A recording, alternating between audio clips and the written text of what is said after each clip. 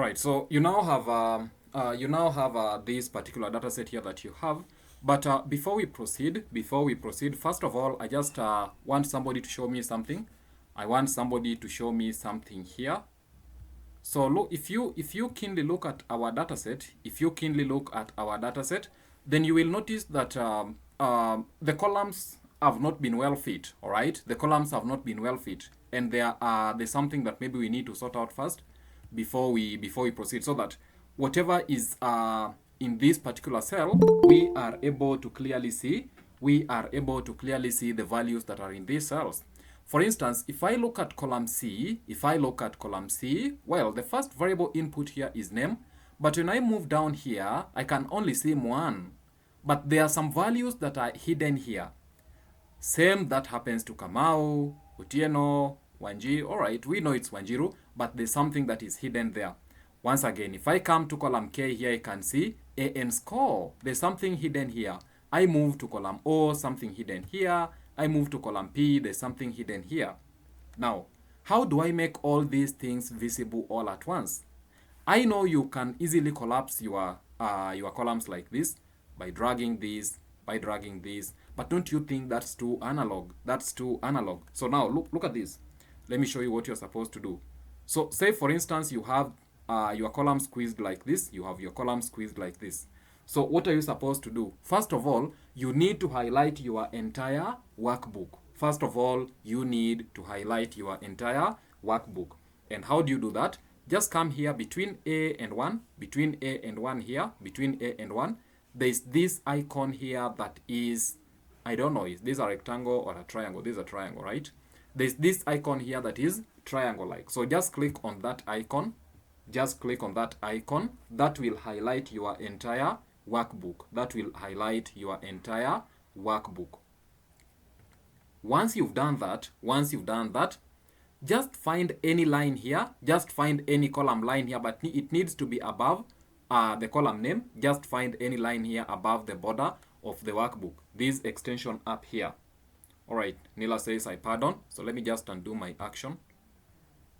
All right, so first of all, I said that you come here. Look at where my cursor is. My cursor is currently pointing on column A.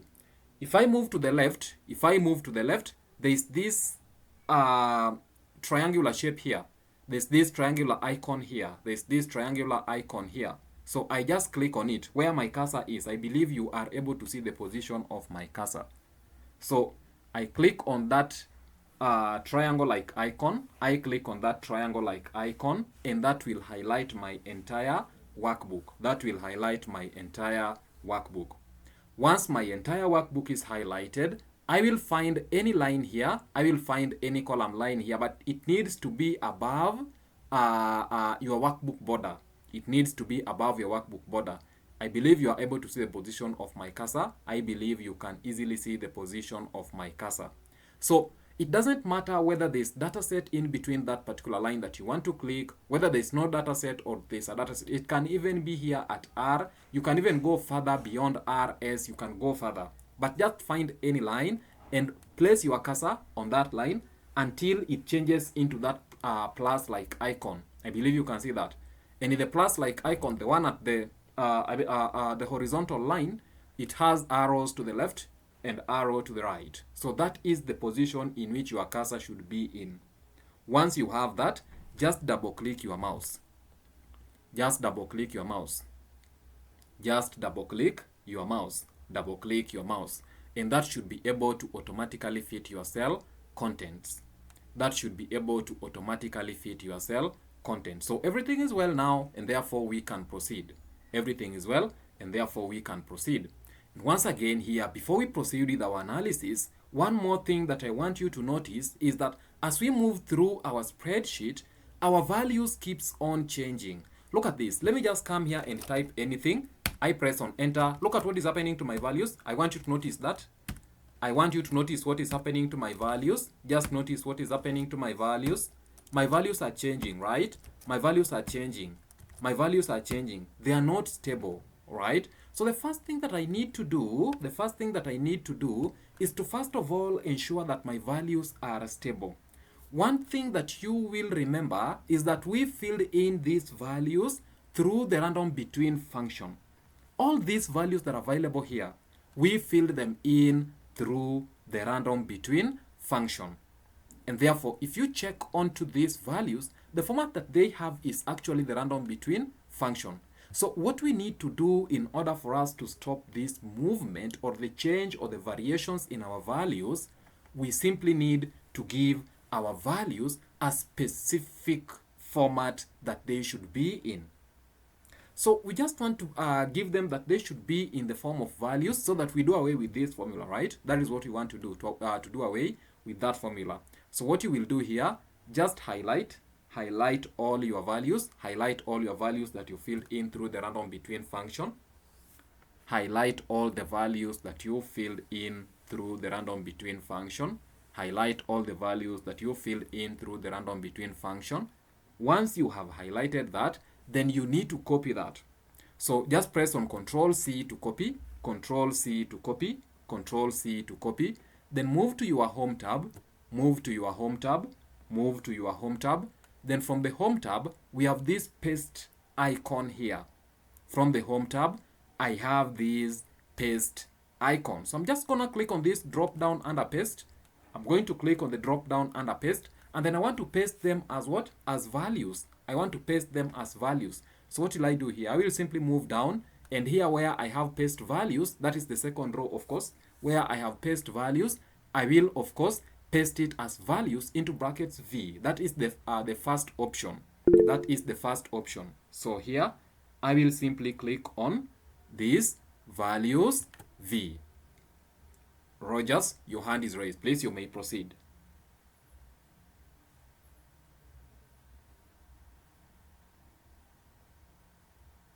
Walter, you Can you please repeat the process again? Pardon? Can you repeat the process again? All right. Can you repeat the process again? Okay, no worries. I will do that. I will do that. So the first thing that I said is that you highlight all your data set. Just highlight all your data set. That is the values that you filled in through the random between function, right? Highlight all the values that you filled in through the random between function. Once you are done, Control C to copy, Control C to copy, Control C to copy, Control C to copy, Control C to copy. Then move to your home tab, move to your home tab. Then under paste here, there's this paste ribbon. There's this paste ribbon from your home tab. There's this paste ribbon. Just click on that drop down under the paste ribbon. Click on the drop down under the paste ribbon. And then of course, we want to paste them as what? As values. That's the format that you want to give to them. You want to paste them as values. So just come here and then under paste values, we have the first option, values V. So just click on that. Paste values into brackets V. So I'm just gonna click on that. I'm just gonna click on that, and that's okay. Don't worry, that is okay. So just double click anywhere outside your data set to do away with the copy ribbon. So right now, if I come and click on my values here, then from my formula bar here, you notice that I now don't have the formula. What I have is the values. Look at that. What I have is now the values. The formula is now not there. So now, even if I move around, my data will not be changing. Even if I move around, my data will not be changing. It's now stable because I have given a specific format in which it should follow. So here, from here, we can now proceed to our analysis. But maybe before then, I just want to make the first row appear as a title row. So I will simply highlight it. Then maybe I want to make it bold. I want to make it bold. And then apart from that, maybe I also want to give it a fill. Right? So let me have it like that. So for my mean score here, that is the first analysis that we want to do. So we want to get the mean score. We want to get the mean score for all these students. We want to get the mean score for all these students. One good thing with Excel is that you will not need to move through calculating the mean score for all these students. Once again here, I told you very well that in Microsoft Excel, you need not to struggle to master the formulas. You'll be working out like a pro. So let's do this. To get the mean, one thing with Excel is that any computation that you'd want to do, the first thing that you'd of course want to know is English. Once you know English, then you will automatically be getting the interpretation of the appropriate Microsoft Excel functions that you need to use. Great. Now we want to compute the mean. Of course, we all know that mean is total over the number. And therefore, that means that mean is what? Average. So we're going to use the average function here to enable us compute the mean. So what are we going to do here? Just say equal. Remember our rule in the last class. We say that for you to be able to use a function in Microsoft Excel, you must always start with an equal sign. And therefore, under the mean for the first student, just type equals and then average equals average equals average, and then it asks you for number 1, number 2, number 3 in that order. This is basically asking you which numbers do you want to get the average for. Of course, we want to get the average for all these values. The good thing is that I need not to go maybe clicking on that, I put a comma, I move on to the next value, I click, I put a comma, I move on to the next, I click, then I put a comma as I proceed that. No, this is simply what I need to do.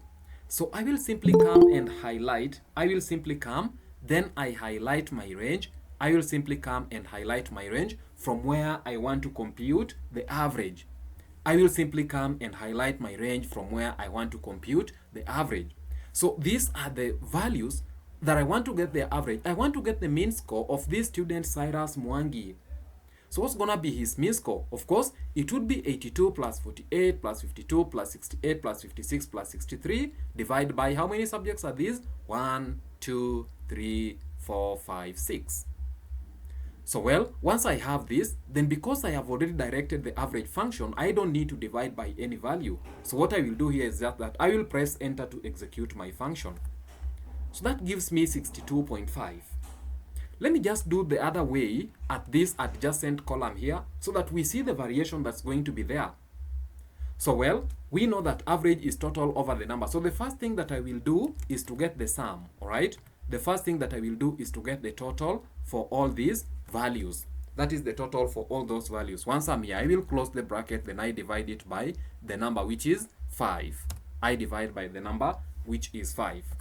So that gives me 75. That gives me 75. Let me see. Do I have 5? 1, 2, 3, 4, 5, 6. Yes, I'm supposed to divide by 6, not 5.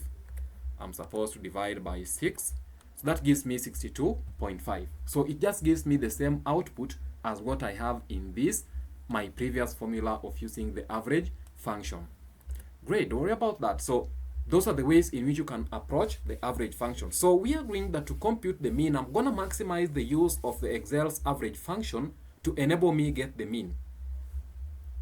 One thing that we agreed from our last class is that once we have the average of the first student, then of course we don't need to come to our second row here and once again start computing our function by getting the average of all these particular subjects here.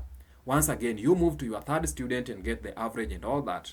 Once you have the average for your first student, then what you need to do is simply autofill. I believe you remember the concept of the black angry rabbit. So make sure you have the black angry rabbit and then click on your mouse, hold on, then drag it downwards to do what? To autofill. Like that. So that gives you the average. That gives you the average for all the students. Of course, we'd want to reduce the number of decimals maybe to 2. So let me just put the number of decimals to 2 like that. Let me put the number of decimals to 2 like that. So I now have the average score or the mean score for all my what? I now have the mean score for all my students. I now have the mean score for all my students. The next thing that we need to compute is the total score. That is the next thing that we want to compute. The total score or the total marks scored by each student. We want to compute the total marks scored by each student. And of course, to get the total marks scored by each student here, we're going to maximize the use of what? We are going to maximize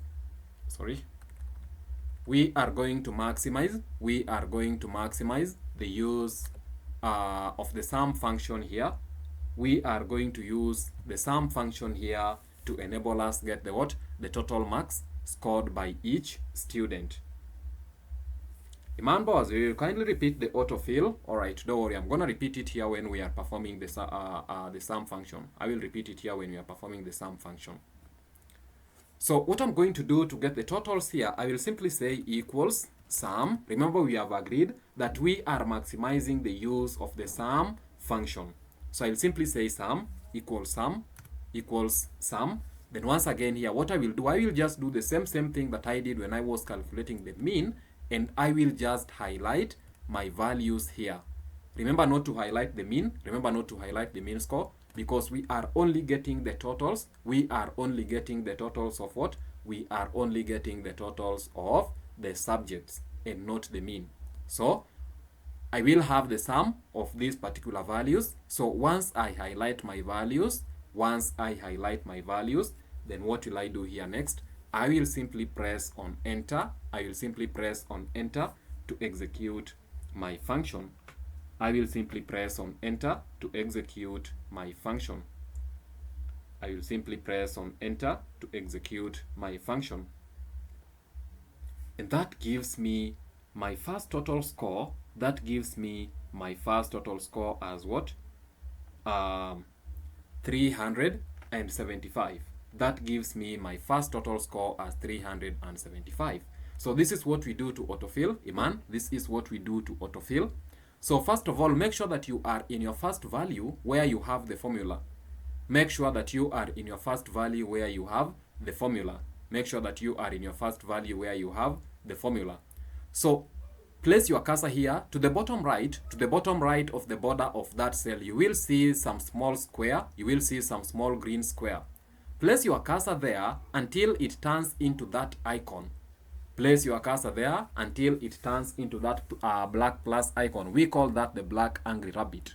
We called that the black angry rabbit. Once you are out, you have the white rabbit, okay? Once you are out, you have the white rabbit. Once you are out of that place, you have the white rabbit. But to autofill, you have the black angry rabbit. Have the black angry rabbit.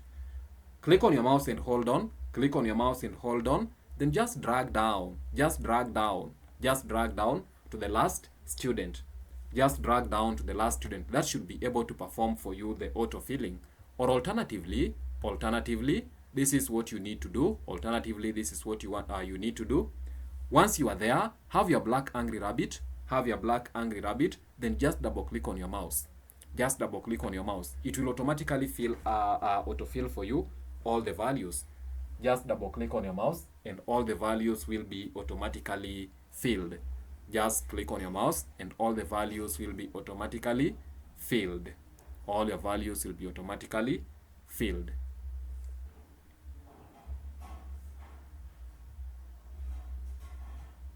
Right? So that's okay. That's okay. That's okay. So we move on to the next. And next here, we need to compute our variance. Next here, we need to compute our variance. And you will allow me to skip this for now. Because to compute the variance, we need to have the standard deviation. Which we don't have for now. And that is also more advanced, and I will teach you that in another session. I will teach you how to compute for standard deviation and also compute for your variance or range in another session. So for now, let me do away with this column. And let me show you how you are going to do away with this column. What you do, mine is currently my variance. I wrote it on column M. So please check on where you wrote your variance. Mine is in column M. So I'm just going to click on M, and that should be able to highlight my entire column. Then I want to remove that column. I know very well that you will just come and right click on your mouse and then press on what? Delete. But let me show you a keyboard shortcut.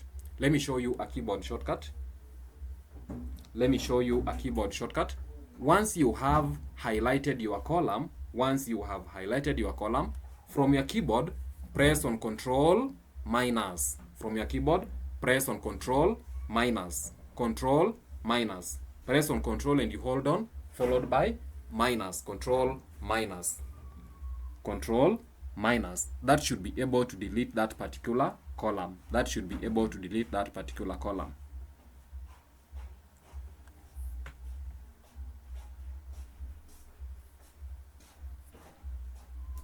That should be able to delete that particular column. That should be able to delete that particular column. So once again from here, I will simply proceed to compute for my position. I will proceed to compute for the positions. I will proceed to compute for the position. I will proceed to compute for the position. But before we get the position, I want you to skip that first. Skip the position, but just leave it. Don't delete it. Yes, Iman, your hand is raised.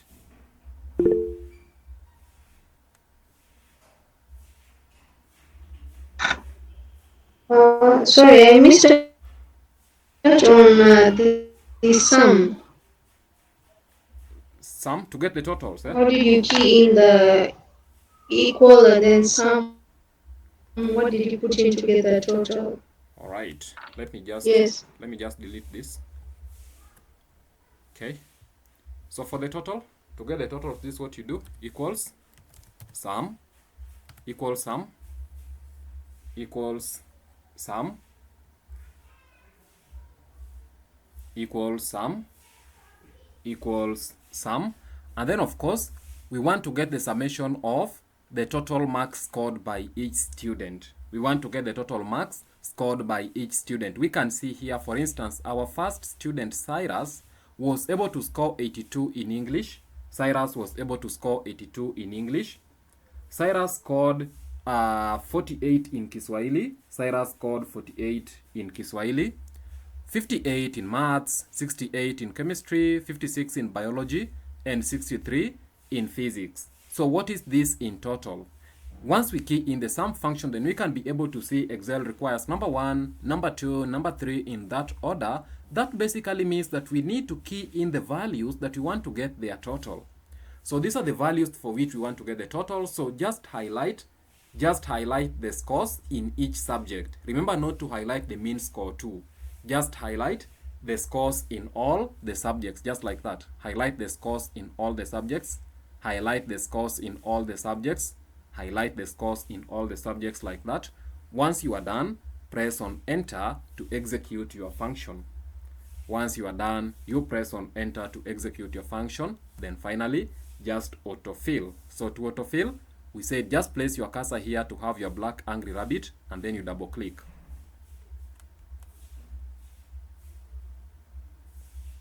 Great.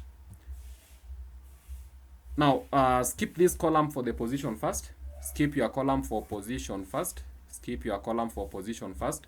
And let's move on to calculate the highest score.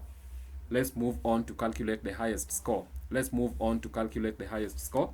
So for the highest score here, we are going to be quite different, because if we want to get the highest score of a student, then probably we wouldn't use maybe the criteria of the subjects. So I will use the mean criteria. I will use the mean criteria for to enable me get the highest score. So I just want to see the student who scored the highest here. What was the mean of the students who scored the highest here? That is what I'm interested in computing. So to get our highest score here, of course, it's highest, right? So we said you're just going to interpret English, and then of course, you'll be able to easily get the function that you want to use here. So here, we are going to maximize the use of the maximum function in Excel. So we are going to use the maximum function. Remember, that is function about number 5 that we are now learning. We learned about the concept of autofilling. We learned about the concept of the random between function. We looked at the average function. We've looked at the sum function. And therefore, right now, we are looking at the maximum function. So the maximum function, basically, it gives you the highest value within a specified range. The maximum function gives you the highest value within a specified range. Remember, we agreed in our first class that Excel will always give you an interpretation of all functions that you want to use. Therefore, let's see. If you key in equals max, so you will not find maximum, okay? It is abbreviated as max. You will not find maximum because it is abbreviated in Excel as max. So you'll just say equals max, then read here. Excel tells you, what does the max function do? Excel tells you the max function returns the largest value in a set of values, ignores logical values and text. Returns the largest value in a set of values and ignores values in a text. That is the instruction which Excel is giving us as to what the maximum function does. Alright, I'm just realizing somebody is not seeing that. Can you see what I'm reading? Because I just noticed I'm sharing a window. So can you see what I'm reading? Can you see what I'm reading? Okay. So please allow me to stop sharing so that I can share my entire screen for you to be able to see whatever I am reading. Let me share my entire screen. Let me stop share. Then I share my entire screen. Okay.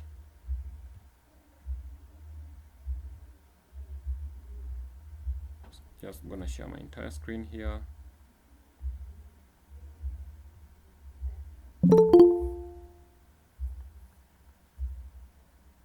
And then now maybe I'd want to collapse this.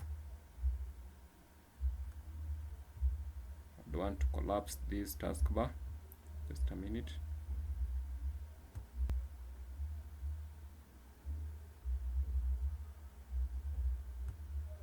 Right, so that's okay. We can now proceed.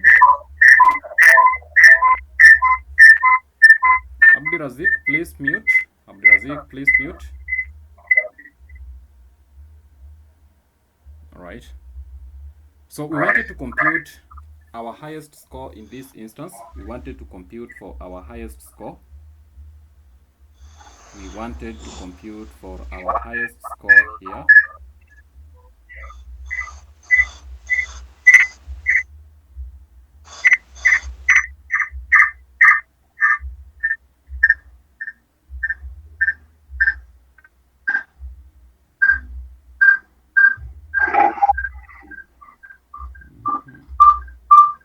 Abdi Rizak, please mute your mic. Abdi, please mute your mic. Abdi, please mute your mic.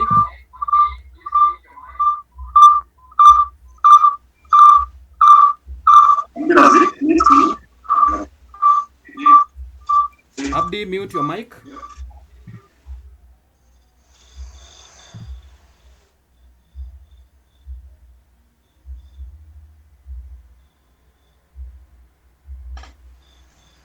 Okay.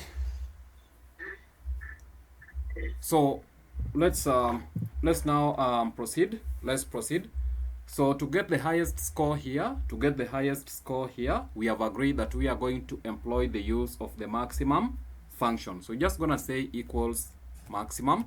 Then of course, this is what I wanted to show you. You see, the moment you click on max, if you just click equals max, then Excel gives you the directions here. And what does it tell you about the max function? It tells you the max function returns the largest value. It returns the largest value in a set of values. Ignores logical values and what? And text. So it basically returns the largest value in a set of values. If you have values 1, 2, 3, then you use the max function to compute for the compute for the largest values. Of course, the max function will give you the value 3 because 3 is the largest in between 1, 2, and 3. Suppose you have values 10, 30, 20, 50. Of course, the max function will return for you 50 within that particular range. And that's what we want to do here right now. We want to get the largest value among these mean scores. So we want to see the student who scored the highest. How many were they able to score? Remember, as we are proceeding with this course, we are going to get into more larger data sets than what we are using here right now. And that is the goal of data analytics, and that is the goal of knowing Excel functions. It helps you to solve really quite some problems that maybe you may not see with your eye just by looking at the count. For now here, I can be able to walk through here and see that the student who scored the highest actually scored 68.83 as their mean. That is who? Walter. So Walter is the student who was able to score the highest and got a mean of 68.83. So let's use the max function and see if it will give us the same output. Well, I'm just going to execute my function. Then once again here, it requires for number 1, number 2, number 3, number 4, and 5, and in that order.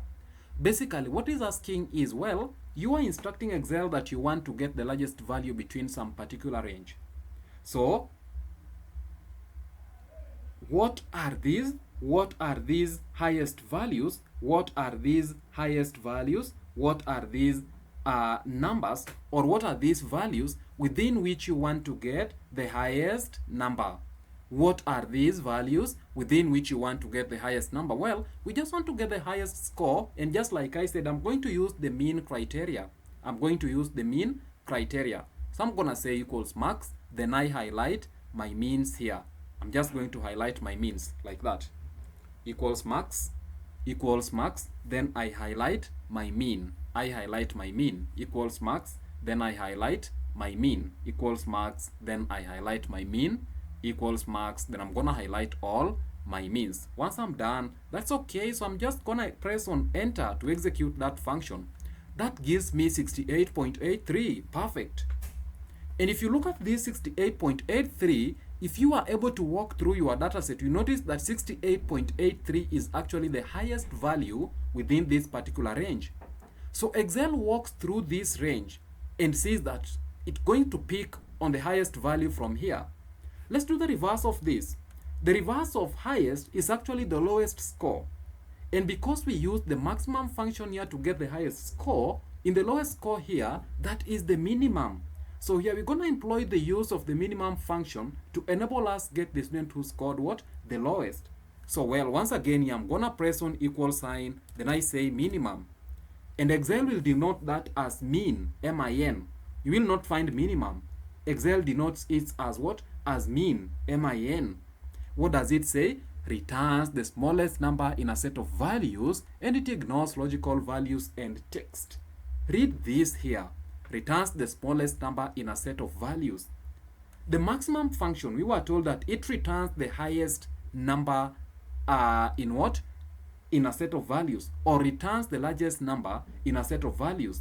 So the minimum function is therefore the reverse of the max function, and the mean function returns the smallest number in a set of values.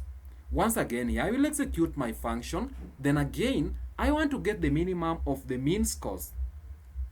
What I'm interested in is finding the student who scored the lowest. How many were they able to score? Alright, so once again here, I will just come back and highlight my mean scores. I will come back and highlight my mean scores like this.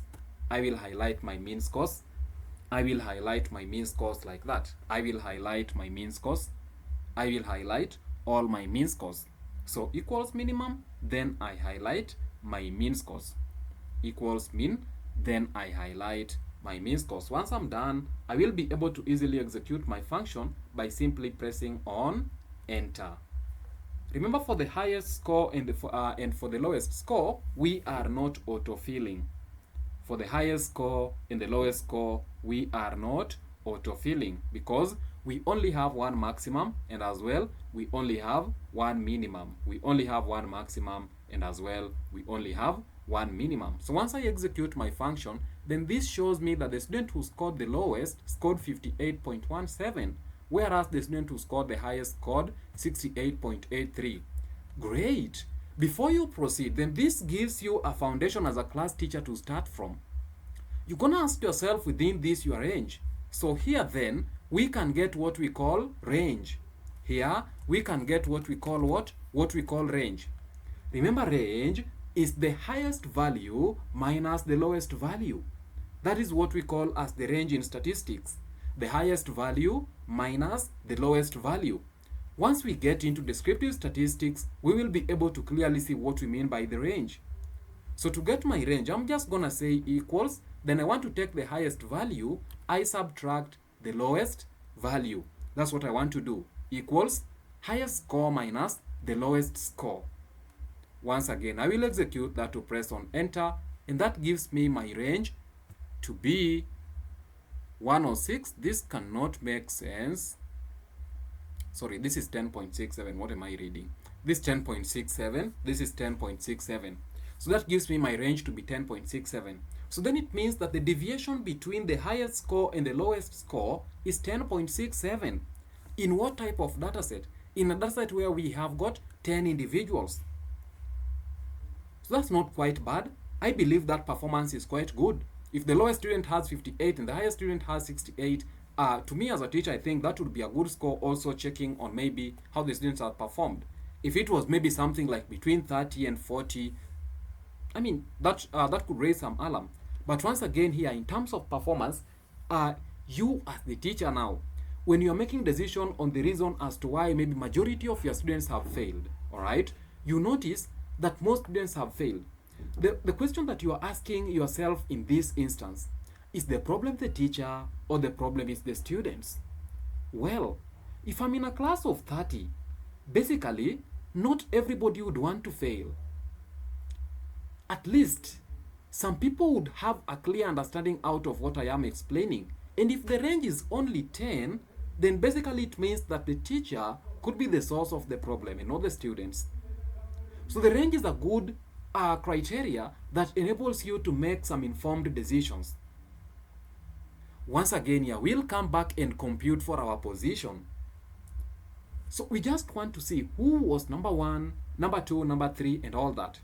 Ladies and gentlemen, the good thing with working in the Excel, and especially when you are a class teacher like in this instance where we are in, when you are working with Microsoft Excel, then this is what you will need to do.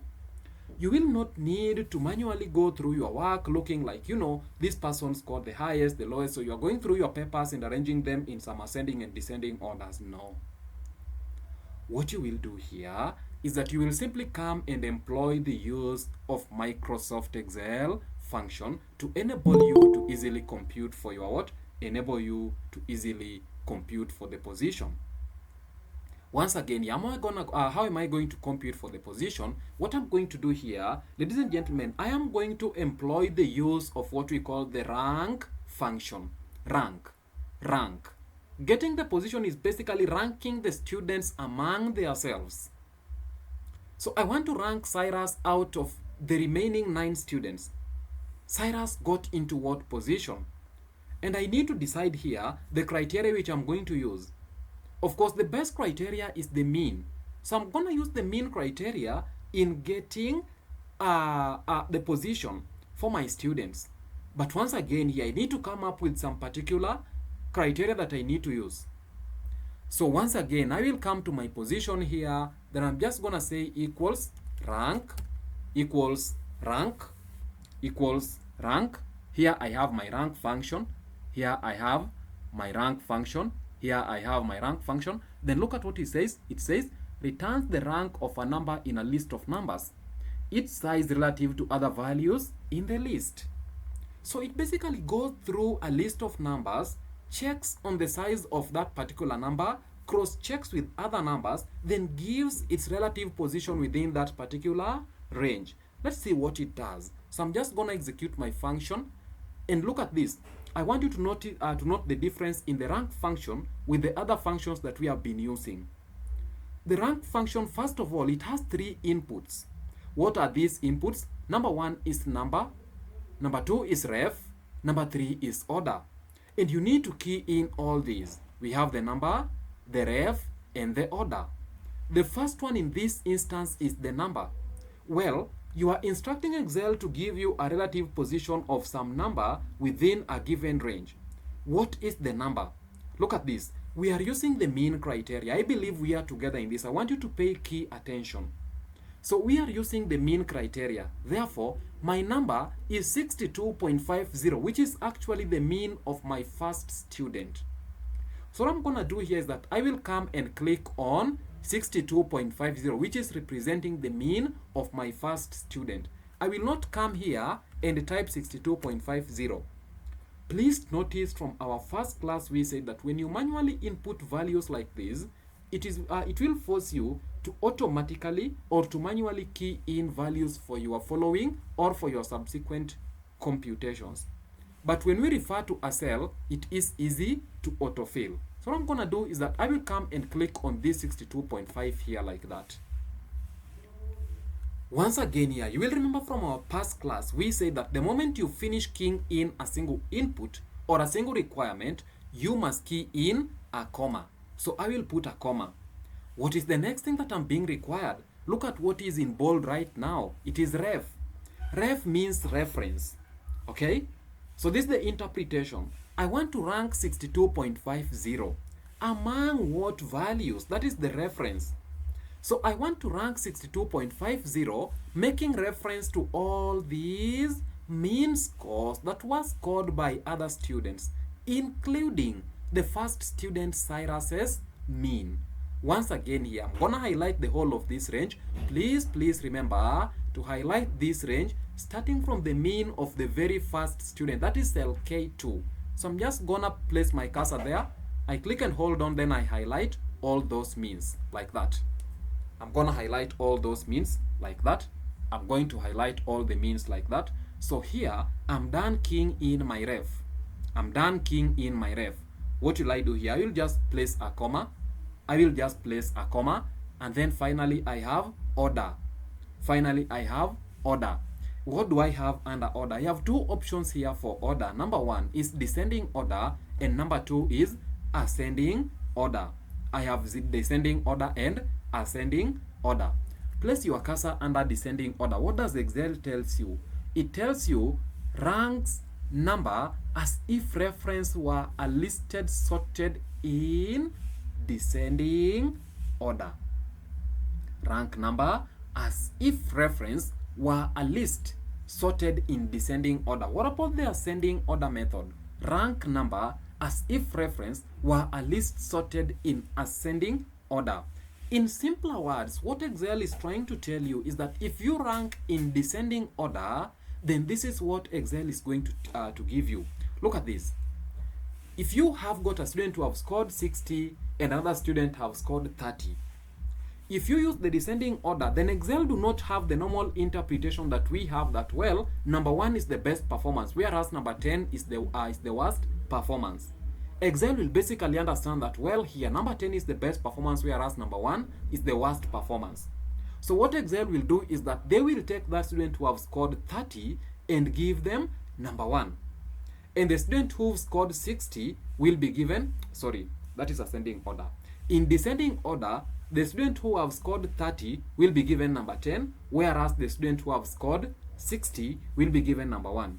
In ascending order, ladies and gentlemen, the student who have scored 30 will be given number 1, whereas the student who have scored 60 will be given number 10. I believe that makes sense, and therefore, in our case here, we are going to use the descending order. So what will I do here? I can simply type in 0. I can simply type in 0. Remember, 0 here denotes descending order, and 1 here denotes ascending order.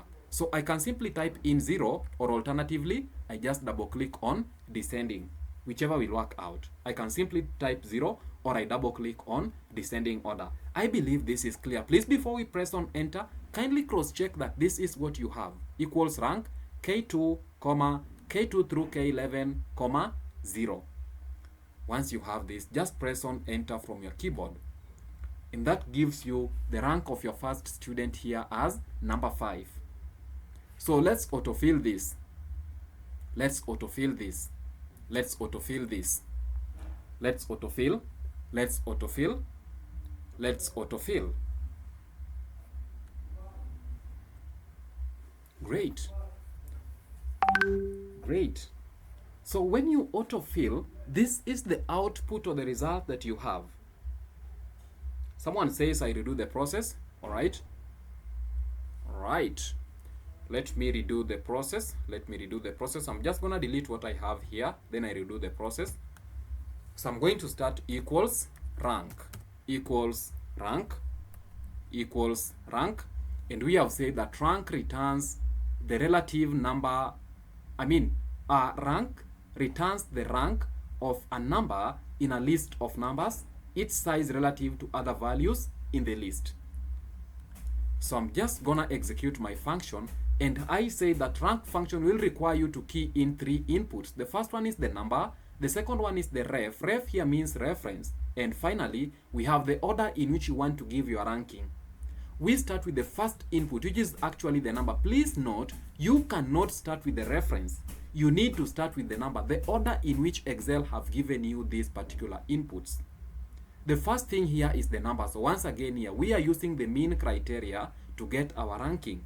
So my number is actually going to be the mean of the first student here, 62.50. I'm gonna click on that. I put a comma. Next is the reference. So, well, I want to rank Cyrus, but I want to rank Cyrus making reference to all the other students. Remember to include Cyrus himself. So I'm gonna highlight all the means. I'm going to highlight all the means, sorry. I'm going to highlight all the means. I'm going to highlight all the means like that. What am I doing? Let me just highlight all the means. Right, like that. I'm gonna highlight all the means like that. I put a comma. I'm gonna highlight all the means. I put a comma. I highlight all the means. I put a comma. And then finally, I need to give the order. Finally, I need to give what? The order.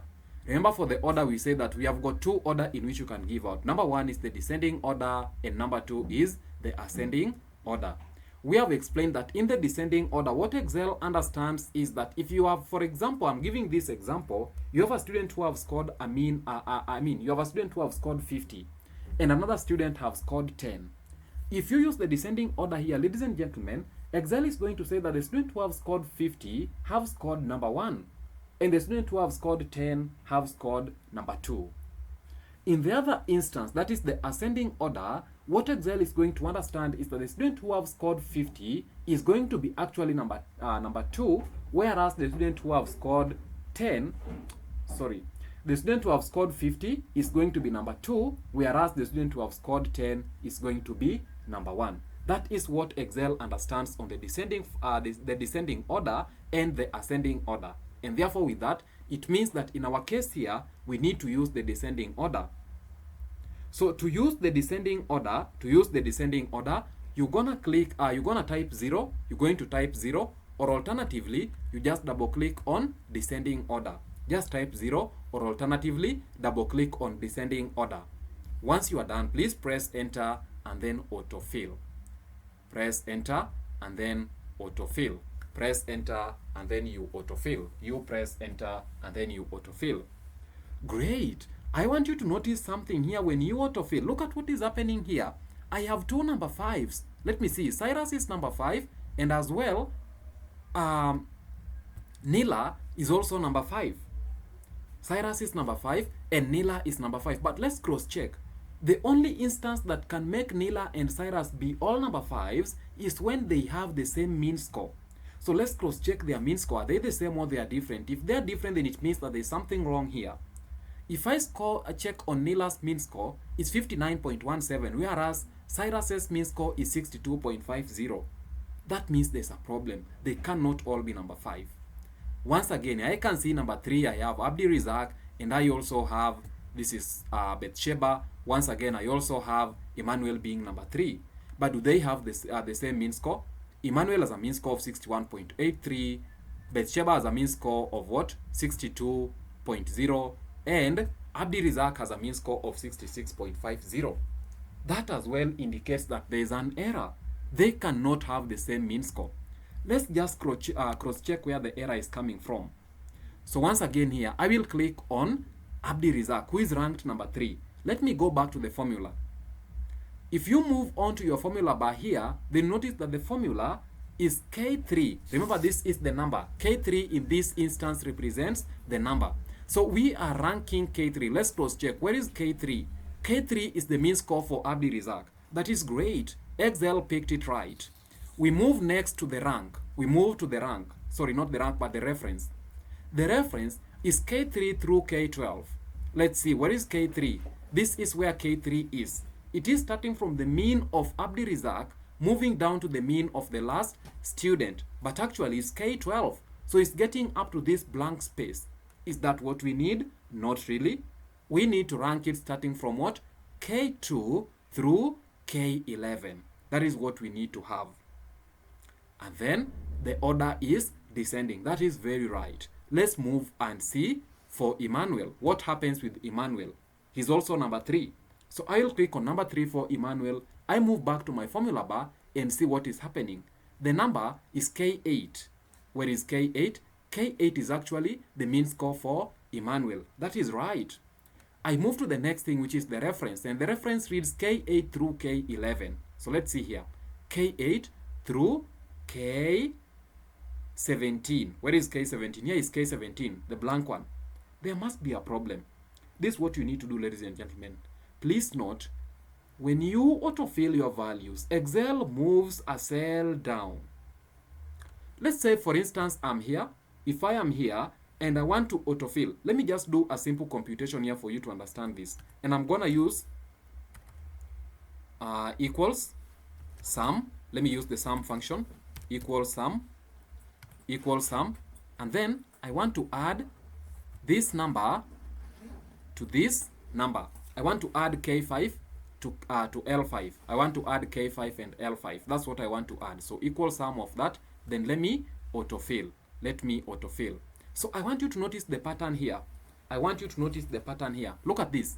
This is equal to K5 through L6. In fact, I just want to, let me just use a random function. So that is equal to this plus this. For your understanding, I'm just going to use this. I'm going to ignore the sum functions. Let me just autofill this. Right? So if you come here and check on the first value here, I have equals K5 plus L5. All right? This is K5. I am adding to L5. Let me move down. If I move down, it tells me equals K6 plus L6. What has it done? It has moved one cell down and it's now adding K6 to L6. Once again, if I move down, this is equal to K7 plus L7. I move down once again, this is equal to K8 plus K8. And as I move, Excel moves one step downwards. That brings us to the concept of what we call cell referencing. Ladies and gentlemen, we have three types of cell referencing. Number one is what we call the absolute cell referencing. And number two, we call it the relative cell referencing. And finally, we have what we call the mixed or partial cell referencing.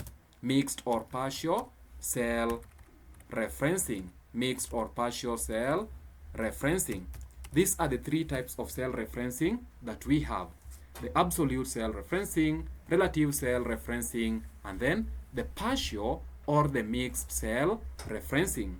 Absolute, relative, and partial or mixed.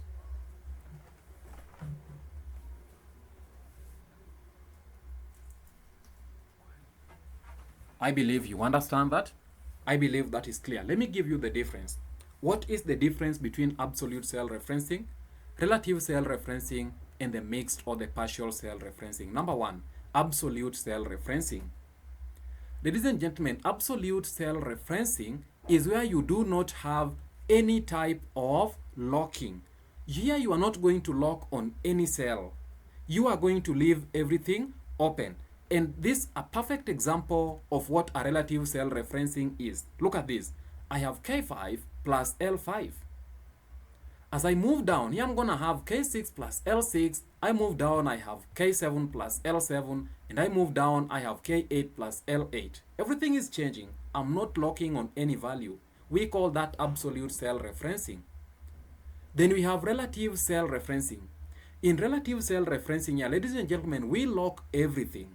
For instance, here I have K5 plus L5. So as I move down, I don't want anything to change. I want it to be retained as K5 plus L5. So what am I going to do here? I'm just going to employ the use of relative cell referencing so that I fully lock this cell so that as I autofill downwards, nothing should change. It should remain as it is. I want it to remain as K5 plus L5. So how do I change cell referencing? I'm going to use my keyboard to change cell referencing. What I need to do is to ensure that I lock everything within a $sign. To do that, ladies and gentlemen, from your keyboard, you will see F4 keyboard. And this is an assignment that I gave you in the first class. We talked about the function keyboard where you have F1, F2, F3, F4, F5, F6, F7, all the way to F12. So we are going to use the F4 keyboard to change our reference style to have a relative cell referencing. So from my keyboard, once I click on this, remember to click on this, remember to click here, remember to click here, remember to click anywhere, either K5 or L5, remember to click anywhere here. I hope we are together. So I'm gonna press on F4. For some of you, the F4 keyboard might not work. If you press on F4, this is what you should have. You should have the K placed in between two dollar signs. So we have a K bit, we have a dollar sign before K and a dollar sign after K. If yours is not working, ladies and gentlemen, I know that for some of you, the F4 keyboard might detect a different function, like maybe using a projector or something else. If that is your case, from your keyboard, look at where you have Fn. Fn, not F followed by N. There's a key called Fn. So press on Fn, hold on, and then followed by F4. So I have now locked K5. I move on to lock L5 by simply following the same process. I click on L5, then I'm gonna press on F4. That is what I should have. Are we all together up to this point? Do you have your values in this order that I have mine? K between dollar signs and L between two dollar signs. Who is not together with me?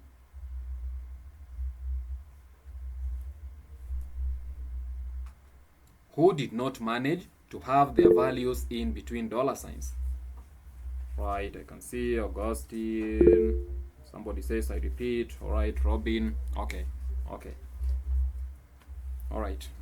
So I'm just gonna repeat. Let me repeat.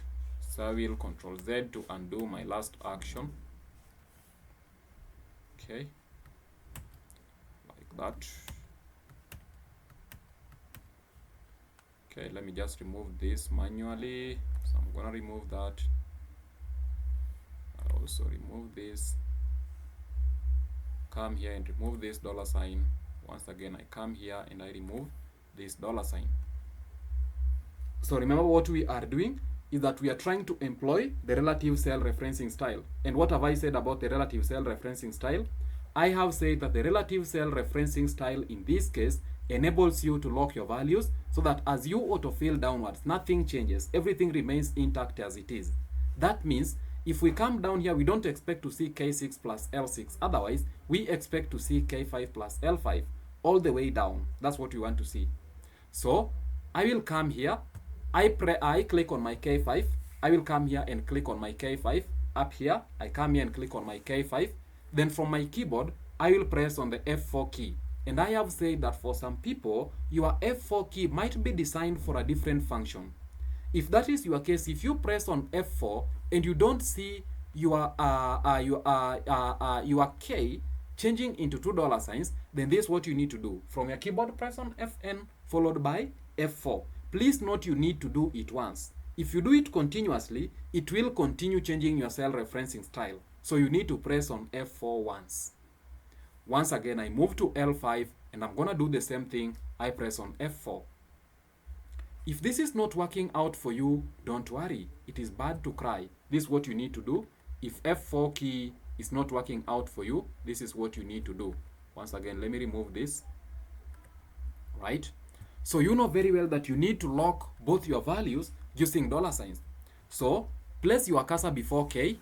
Place your cursor before K and click on that. Make sure that you are between equal sign and K.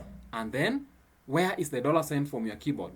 From your keyboard, the dollar sign is in keyboard 4. So press on Shift and then keyboard 4. Shift, then keyboard 4 to insert that dollar sign. Once again, come between K and 5. Click between K and 5. Shift, keyboard 4. Move, do the same thing for L. Between plus and L, between plus and L. Shift, keyboard 4. Between L and 5, Shift, keyboard 4. And that gives you the same thing. So if you have a problem using the F4 keyboard, please use that manual way. If you have a problem using keyboard 4, please use that manual way. Once you are done, I will Control Enter and then I do what? I autofill. I will Control Enter and then I re-autofill. So look at what has happened. Everything is retained as 434.00. Everything is retained as 434.00. If I move here, it's no longer K6 plus L5, but it is K5 plus L5. I move down here, it's no longer K7 plus L7, but it is K5 plus L5. I move to the last one, it's no longer K11 plus L11, but it's K5 plus L5. That is what we call relative cell referencing. Finally, we have the mixed or the partial cell referencing. Finally, we have the mixed or the partial cell referencing. What am I going to do here for the mixed or the partial cell referencing? What I'm going to do, look at this. We are saying partial, partial. In relative, we are locking everything. In absolute, we are not locking anything. In partial, then, we either lock the column or the row. In partial cell referencing, ladies and gentlemen, we either lock the column or the row. What do I mean when I say we lock the column or the row? I just want you to look at this. So I will just delete this so that you are able to see what I'm saying for my case. I will delete this so that you are able to see what I'm saying. Right? So here I have what? I have K5 plus L5. I have K5 plus L5. So let me autofill this for all these values. Let me just autofill this for all my values for my demo class, right? So I have K5 plus L5. If I come down here, I have what? K6 plus L6. I move here, then I have K7 plus L7 in that order. But now look at this. What about in the scenario where I want to maintain K7?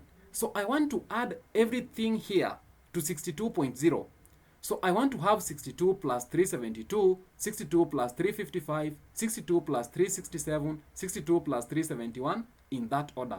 What am I doing in that case? What I am doing is that I am maintaining this 59.17, whereas I'm changing everything here. So what am I going to do here? It means that I will simply lock K5 only. I will lock K5 only. That's what I'm going to do. Then I'm going to leave L5. I'm going to lock K5 only and leave L5 because I want L5 to change as I move down. But I want K5 to be constant. I don't want it to be changing. Once again, I will press enter, then I simply re-autofill. If I re-autofill, this is what I have. So let's see. If I come and click on this second one, then I have what? K5 plus L6. I come here, I have K5 plus L7. I move downwards, I have K5 plus L8. Notice that K5 is constant. What is changing in this instance is the L's. That is what we call partial cell referencing. You can decide to either lock your column or lock your row. Remember, in this function, what represents the column is K, what represents the row is 5. Remember, just remember that the column is represented by the alphabetical letters, whereas the row is represented by the numeric values. Great. I will delete this. This was just for demonstration of our cell referencing. And I move back to position here. So what do I need to do? What we noticed with the position was that our reference was actually changing when that is not supposed to be the case. Our reference is supposed to remain constant. So what are we supposed to do? It then means that we need to fully lock our reference range. We need to fully lock our reference range for it not to change. So just come and click on your first position here. Once you click on your first position, move to your formula bar, then just click anywhere within your formula. Click anywhere within your formula bar, click anywhere within your formula, and that should be able to depict for you your original formula as you used it. And you see here I have number, ref, and order.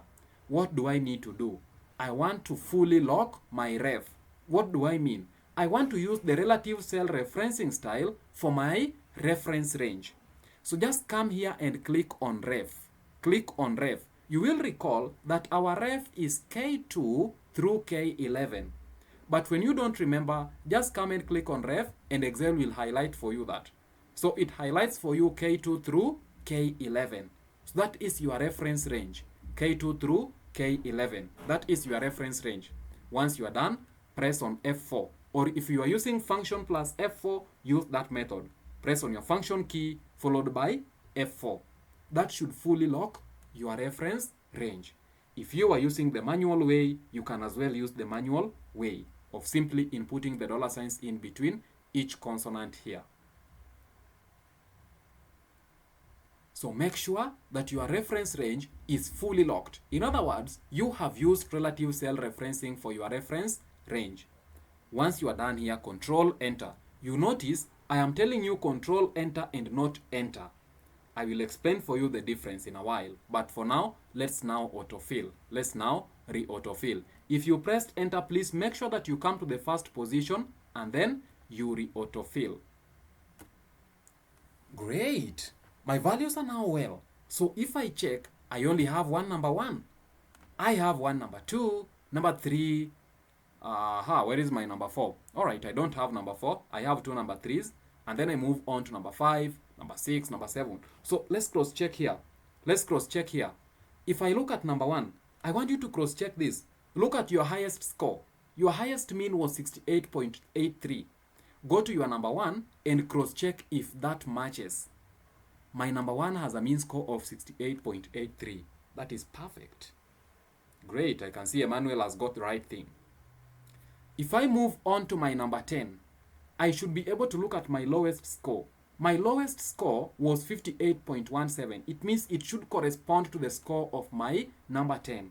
So if I move here to number 10, I find out that that this mean score is 58.17. That's a perfect match. If I move on to number 2, this 67, which is actually the second after 68.83. So notice you are able to easily do this through Excel without going to manually look for these values by checking which is the highest and which is the lowest. So Excel easily gives you a way of computing for this. Who is not together with me? Who is not together with me? Who is not together with me? All right, I can see Abdi Rizak, Robinson. Okay. All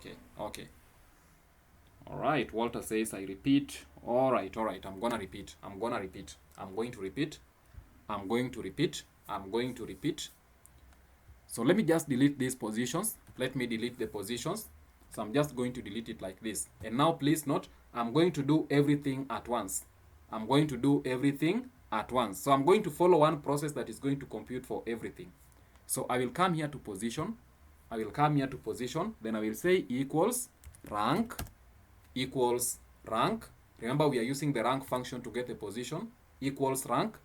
Then notice the first value that I need to key in the number. What do I want to rank? I want to rank Cyrus, who scored a mean score of 62.50. Remember, I said we are using the mean as the criteria for ranking. So I'm gonna click on mean score. That is my number. I put a comma. Next is ref. I have said ref here means reference. What do I want to rank? I want to rank the first student, Cyrus, who actually scored 62.50. But I want to rank him making reference to all the other 10 students, to all the other 9 students in the class, but he should be included within that list. So I'm gonna highlight on all the mean scores starting from that particular mean score of Cyrus, which is 62.50. So I start highlighting from here, not from number 2. I start highlighting from here.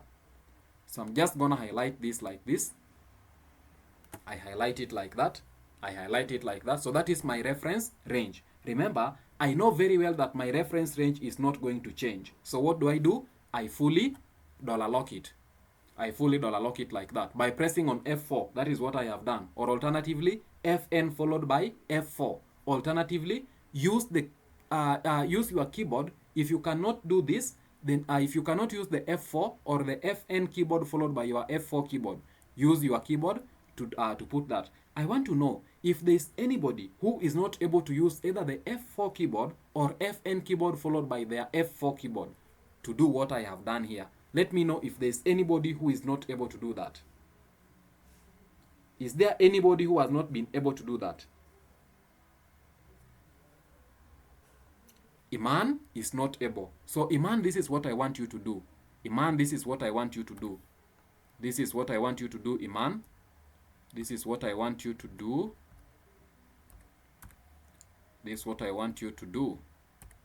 So Iman, if you are not able to do that, move with me between this comma and the second K. Remember, we have the first K2 which denotes the number. The ref is K2 through K11. So after the comma, immediately after the comma, from your keyboard, press on Shift and then keyboard 4. That is where we have the $sign. Shift, keyboard 4. Shift and then keyboard 4. Then once again, move between K and 2. Between K and 2. Apple, I hope you are seeing my cursor clearly.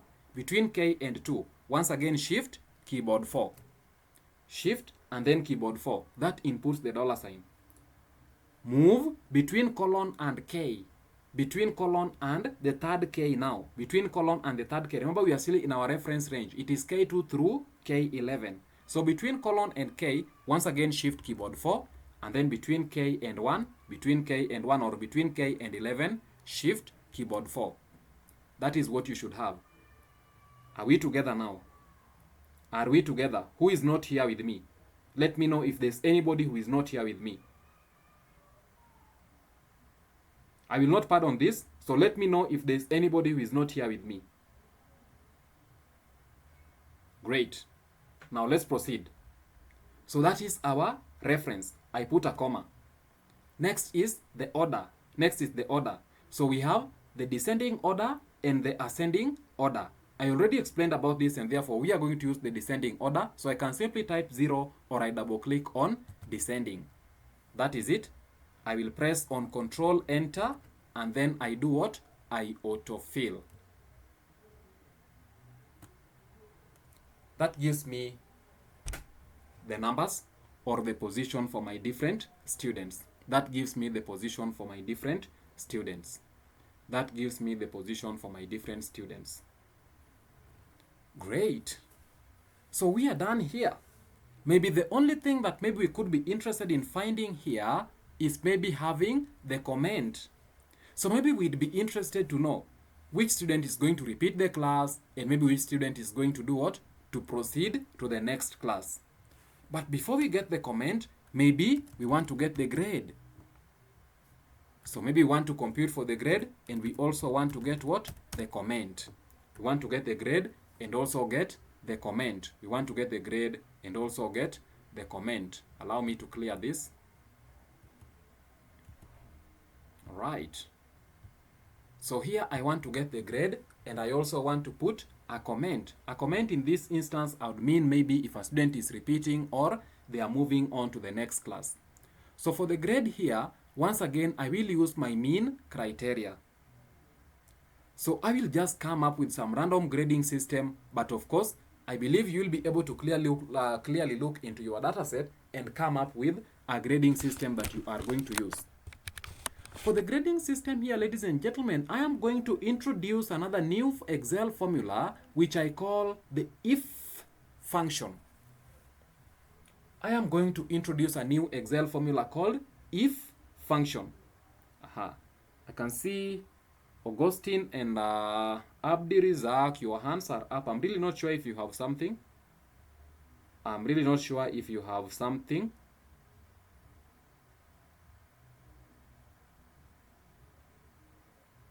All right.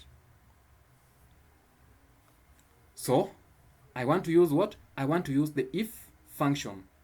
All right, thank you, Augustine. So I want to use the if function for me to be able to get the grade. I want to use the if function to enable me get the grade. What is if function? Ladies and gentlemen, if function in Excel, we call it a conditional function. If function in Excel, we call it a conditional function. In other words, it is called a logical function. And what does it do? It gives an output based on certain conditions that you are going to instruct Excel. That is what the if function does. It returns an output based on certain conditions that you are going to instruct Excel. For example, let's see what we are going to do with the grades here using the if function. So what I'm going to do here, for my case here, ladies and gentlemen, you will allow me to only have 2 grades. So I want to have a grade A and a grade B. I want to have a grade A and a grade B. For this demo class, you will allow me to have that. So what will I do here? I will simply say equals if. Remember, I've said we are using an if function. So I will type equals if, and look at what Excel tells me. Checks whether a condition is met and returns one value if true and another value if false. Look at this. checks whether a condition is met, and returns one value if true and another value if false. Great. I'm gonna execute my function. The if function seems to be having quite a number of inputs, but there are not so many, there are only 3.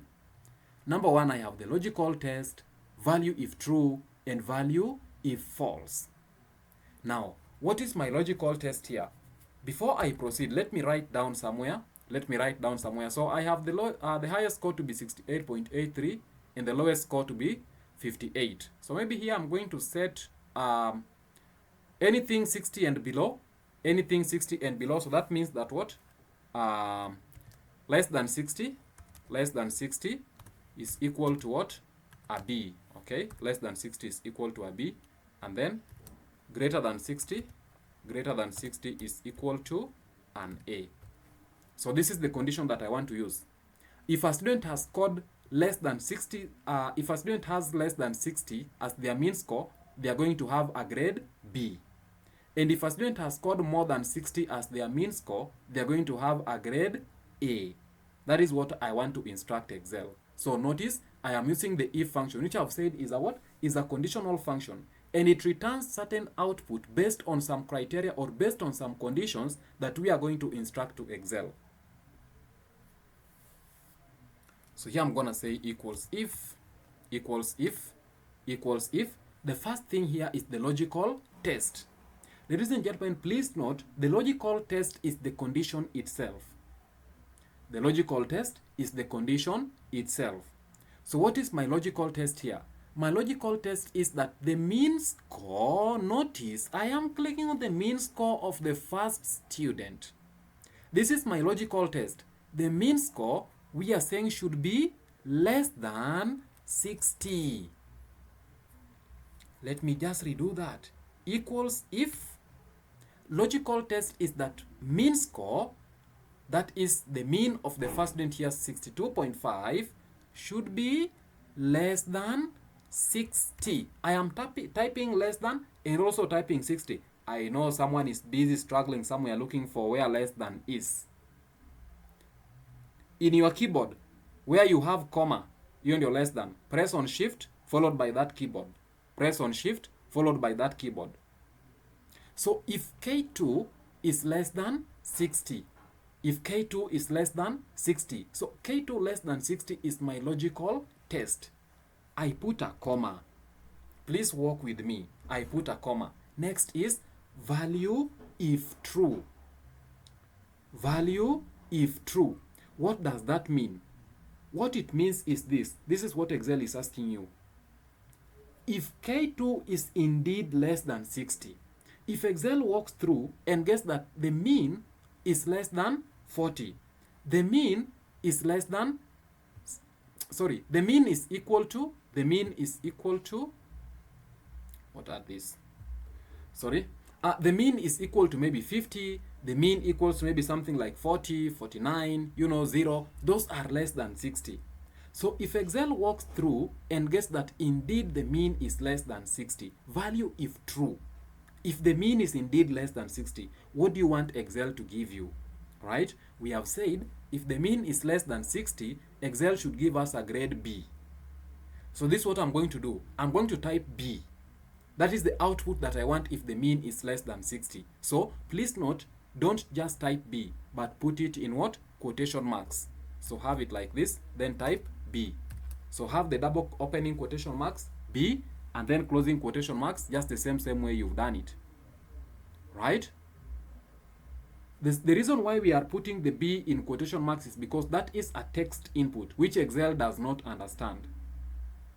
So if you just type that, Excel will not understand that. It only understands the language of numerics. So it will understand it as if you wanted to start another formula. So we are saying that if K2 is less than 60, Excel should give us a grade B. That is the value if true input. I put a comma. Next is value if false. What does that mean? If this first condition here is not met, if Excel walks through and gets that the mean is not less than 60, the mean is 60 and above, what should Excel do? Excel should give me a grade A. That was my condition, that if the mean is greater than 60, then I need a grade A. So I'm going to type in A. Now don't struggle keying in again if K2 is greater than 60. No. This is if K2 is less than 60, comma, value if true, it should give us a B, comma, value if false, then Excel should give us what? A. We're gonna have grade A, like that. Also input the A between quotation marks. So that is what we expect Excel to give us. So that should be your function. Once you are done, just press on enter and then do what? Autofill.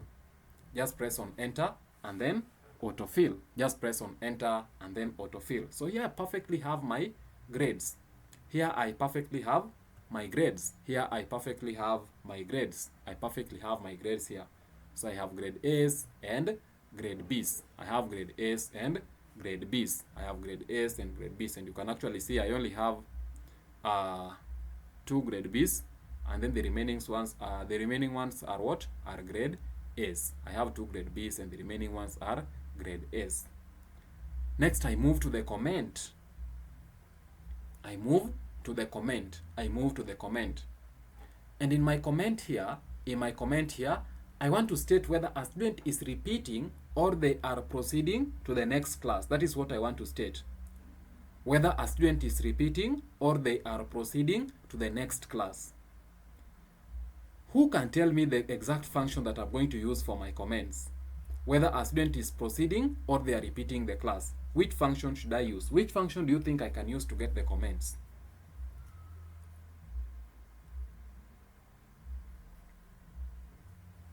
Which function do you think I can use to get the comments? Olivecell tells me if, and that is great. I'm going to use the if function to know whether a student is proceeding or they are repeating. So here I'm going to decide on any criteria that I can use. I can decide to set the pass mark, or maybe I can decide to use what? My grades here. So I can either decide to use my mean scores or I can decide to use my grades. Because I can see my lowest value here is 58 and the highest value is 68. Maybe I could decide to say that, well,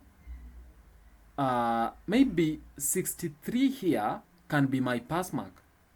So anyone who has a score of less than 63, they are going to repeat. And anyone who has a score of above 63, they are going to proceed to the next class.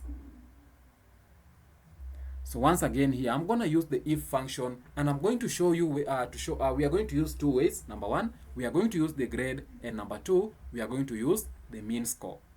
So I will say equals if,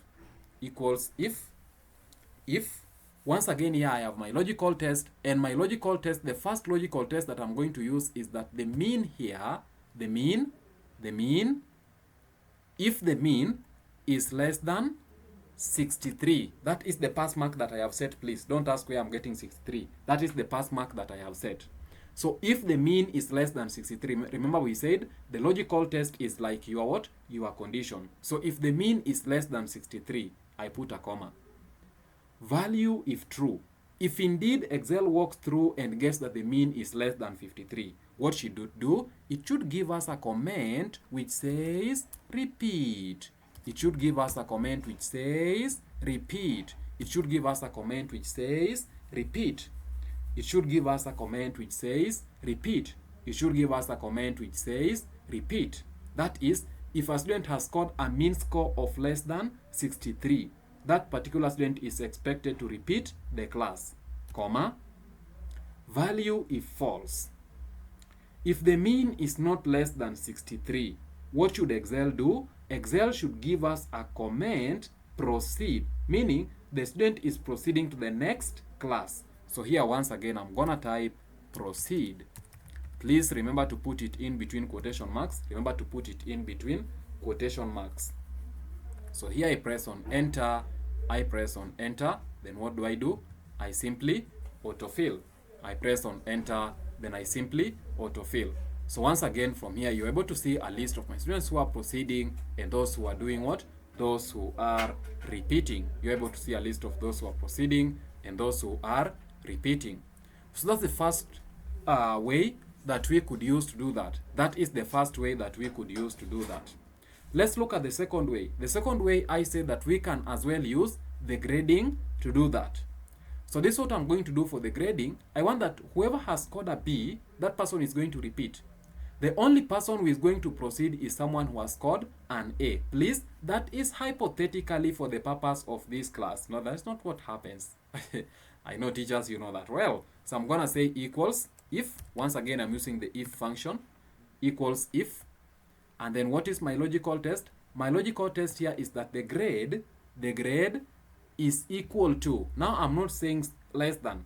If the grade is equal to B, if the grade is equal to B, remember to put that within quotation marks. If the grade is equal to B, if the grade is equal to B, comma, if the grade is equal to B, comma, what should happen? That particular student should do what? Should repeat.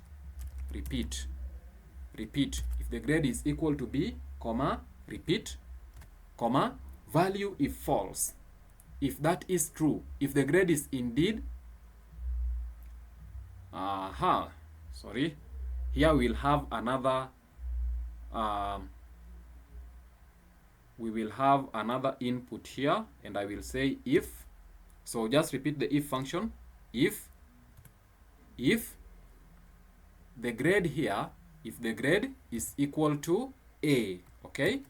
If the grade is equal to A, if the grade is equal to A, if the grade is equal to A, comma, that student should do what? That student should proceed. If the grade is equal to A, comma, that student should proceed. If the grade is equal to A, comma, that student should proceed. So if Q2 is equal to B, comma, repeat. If Q2 is equal to A, comma, proceed. If Q2 is equal to B, comma, repeat. And if Q2 is equal to A, comma, proceed. So if I press on enter, it tells me you found a typo error in your formula and try to correct it. The reason why it is bringing that is because I have two opening brackets and I didn't input any closing bracket. So if you get that, please, anytime you're using a function in Excel, you are supposed to use the same number of closing brackets as the same number of opening brackets that you have used. But don't worry, Excel can automatically correct that for you. So if that is your case, just press on yes to accept the correction. And once again here, I have proceed. If I autofill, I have my repeats and my proceeds. That is how we give the comments. That is how you give the comments. That is how you give the comments. So I'm just gonna delete to the second ones so that I just retain the first ones. Great. That is okay.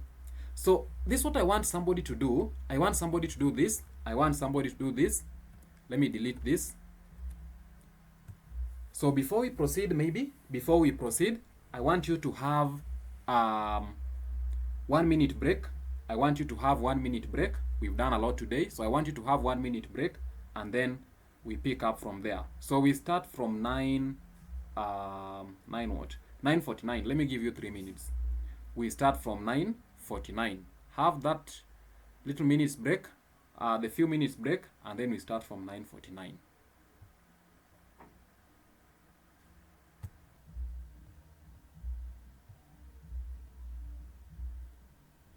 Right.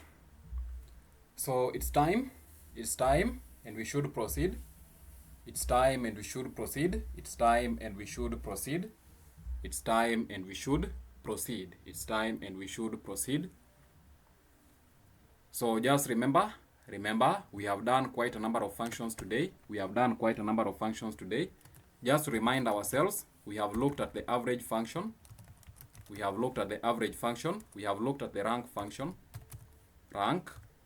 We have as well looked at the sum function. We have looked at the max function. We have looked at the mean function. We have looked at the if function. So average, rank, sum, max, mean, and if. Average, rank, sum, max, mean, and if function. These are the functions that we have looked at today. And what I want us to do at this moment, I want somebody to tell me how many students are proceeding and how many students are doing what? Are repeating. How many students are proceeding and how many students are repeating. Please, please, here we're making an assumption of the instance where we have what we call a large data set.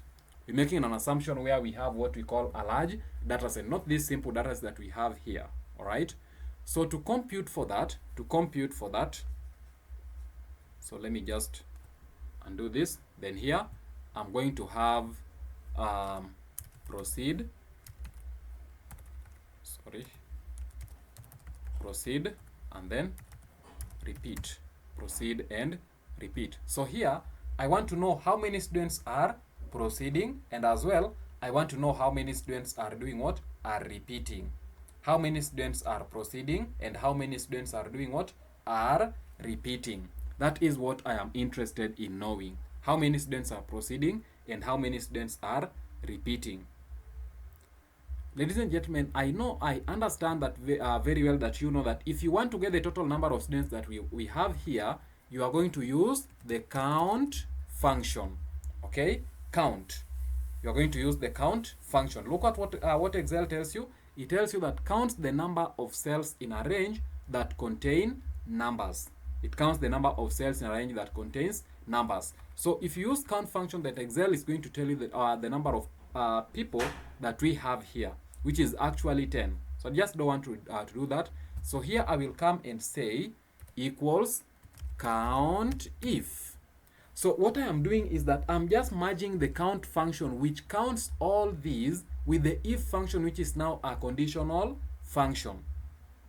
What does it tell me, the count if function? It tells me it counts the number of cells within a range that meet the given condition.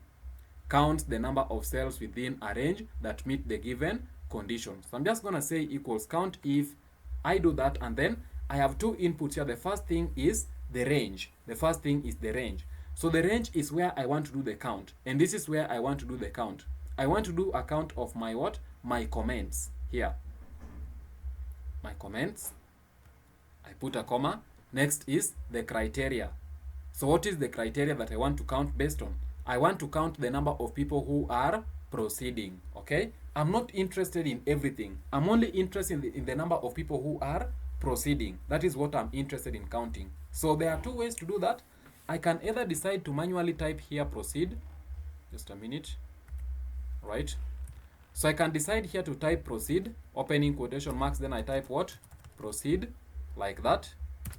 Proceed like that. Or alternatively, once I have typed here proceed, then what I can do is just to come here and make reference to this cell where I have typed proceed. Okay? So that is what I want to do. I'm just going to press on enter, and here I see there are only 4 who are proceeding. There are only 4 who are proceeding. What about repeat? What about repeat? Equals count if, equals count if, equals count if, equals count if. Once again, my range remains to be the same. My range remains to be the same. My range remains to be the same, comma, and then my criteria here is repeat. My criteria here is repeat. I am now counting those students who are actually repeating. So that is my criteria. My criteria here is what? Repeat. My criteria here is repeat. I press on enter, and that gives me 6. So 6 are repeating, 4 are proceeding. I think my, let me see. Oh, all right. It's just okay. I was thinking that I used the grading system here. But anyway, this is right. This is right. Because if I add 6 to 10, if I add 6 to 4, that gives me a total of 10. If I add 6 to 4, that gives me a total of what? A total of 10. So it means that my computation is okay. So here, remember, I just added the if function, which is actually a conditional function, to the count function, which only returns the output of the values that we have within our range. It basically returns the value of the output that we have within what? That we have within our range here. So that is basically what I did. I just added the what? I just added the if function to that, so that it can be able to replace that. Then once I have done that, then somebody can now tell me how many male students are going to proceed and how many male students how many male students are going to proceed and how many female students are going to proceed. All right, so here I have male students proceeding and female students proceeding. That's what I want to know. How many male students are going to proceed and how many female students are going to proceed. So maybe I can just add this here. I have M, here I have M, here I have M, and then here I have what? F.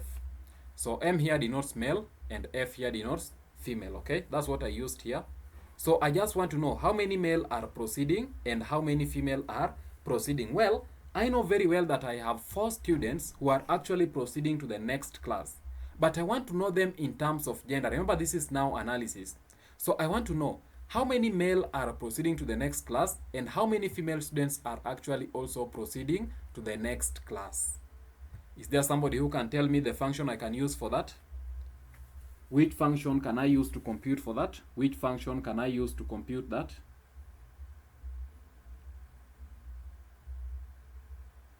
Which function can I use to compute that? Which function can I use to compute that?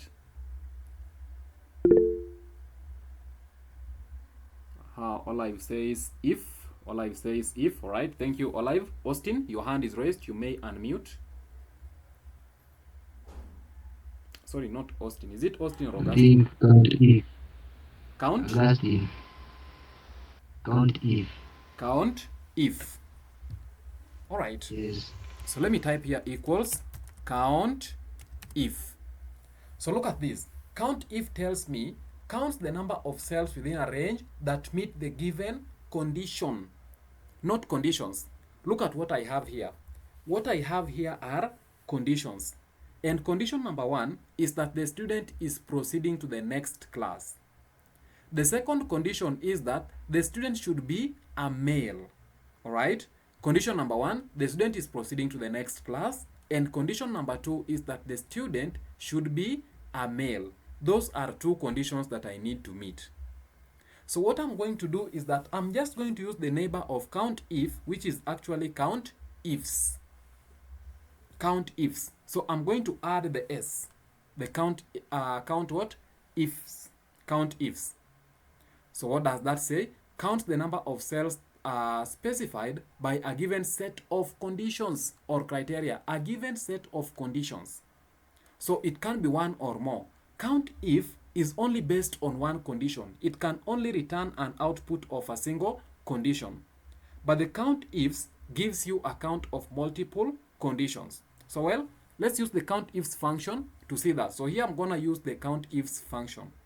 The first thing is what? Criteria range 1. And my criteria range 1 is going to be this. The comments section. And what do I want to get here? I put a comma. That is my criteria range 1. I put a comma. Next is criteria 1. Criteria 1 is that the student should be proceeding. So my criteria 1 here is proceed.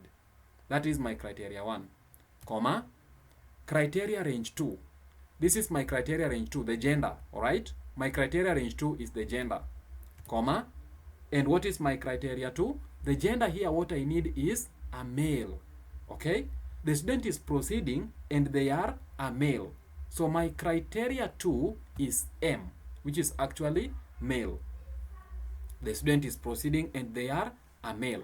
So that is my criteria 2. If I had criteria range 3, criteria range 4, criteria 4, I could proceed to key them as many as I have. For now, I only have these 2 conditions. Number 1 is that the student should be proceeding. So my criteria range is the comment section. And my criteria is proceed. Criteria range 2 is the gender column. And my criteria from here is that the student is a male. Please, I want you to notice something as we finish.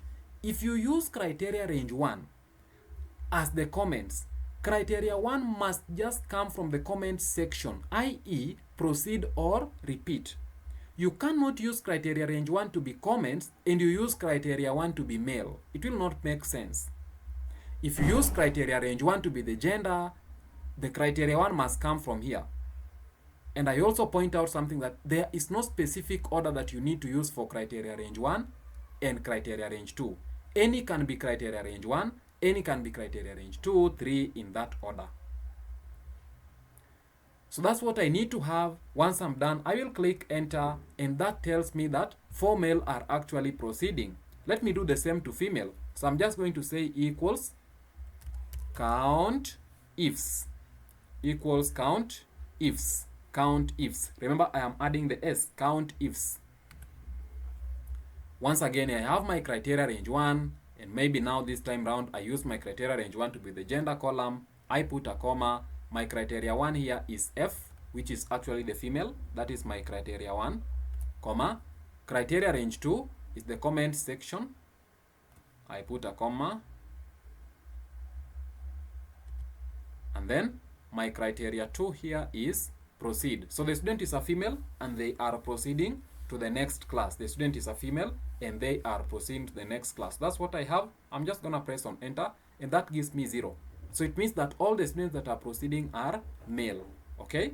All the students that are proceeding are male. And you can see it corresponds to the total number of students who are proceeding. So maybe here I can call it total. This one I can call it total. I can call this total, right? So I have a total of 4 proceeding. 4 out of them are male and 0 out of them are female.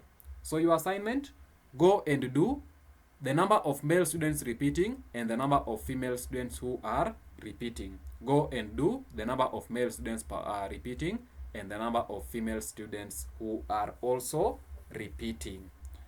So that is your assignment.